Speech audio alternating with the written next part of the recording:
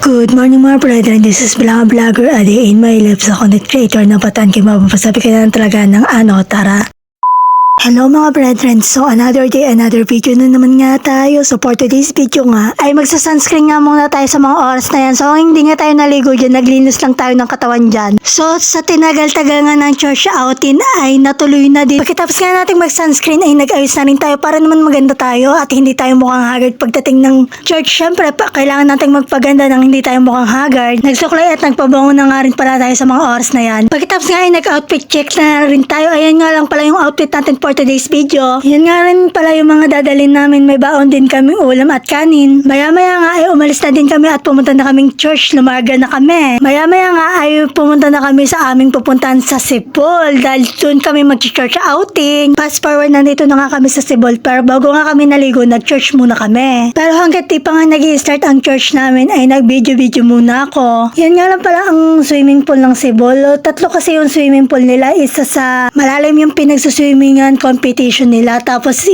Ian, tapos yung sa baba. Shoutout nga pala kay Grace Quinto, siya nga pala ang videographer for today's video. Kung gusto nyo nga rin pala mag-nature dito ay pwede kasi hindi lang siya basta swimming pool, may nature din dito at pwede ka mga mag-nature. Yan nga lang pala sila, pinag-hi ko lang naman sila lahat sa camera. Yan nga pala si Sister Jenica, yung dalawang kasama nila at si Sister Giselle. At yan nga yung nature sa baba, may babaan, dyan nga yung nature nila. Yung mga may puno ba? At yan nga pala si Sister Amana. At yun nga pala yung cottage namin sa number 15. At yun nga pala sila Sister Charlotte, Brother Ram, at Sister Althea. At yan nga pala yung wishing well. Maya-maya nga ay nag-start na din ang aming Sunday School at Worship Service. At iko na nga na-videohan yun. Para nga naka-mini waterfalls dito kasi may waterfalls na maliit dito sa Sibol. At nang matapos nga ang aming Sunday School at Worship Service ay nagsiliguan na din kami kasi nga naman sa sobrang init ng panahon. Hindi nga lang bata ang nag-enjoy, pati matanda kasi nga sa sobrang init ng panahon ay nagsiliguan din pati matanda na para bang walang ahonan. Nakaka-enjoy nga mag-swimming lalo na sa mainit na panahon para naman ma-refresh ang lahat. Kayo mga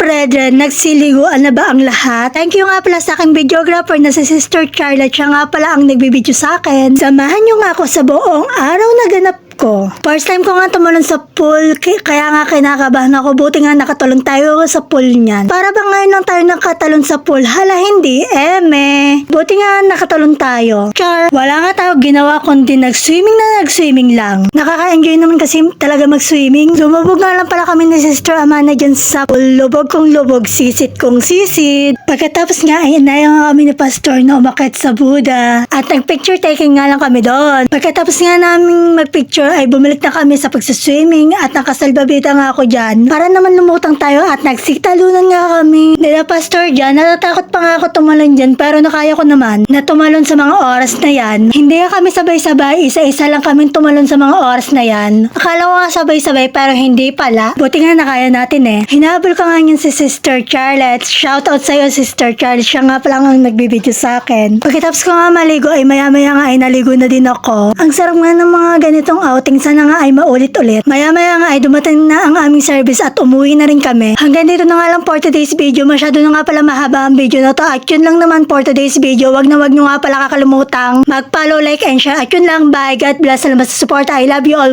Thanks for watching. Nagiging lumpia rapper na naman siya sa video niya na ito kasi sobrang bilis niya mag-voice over.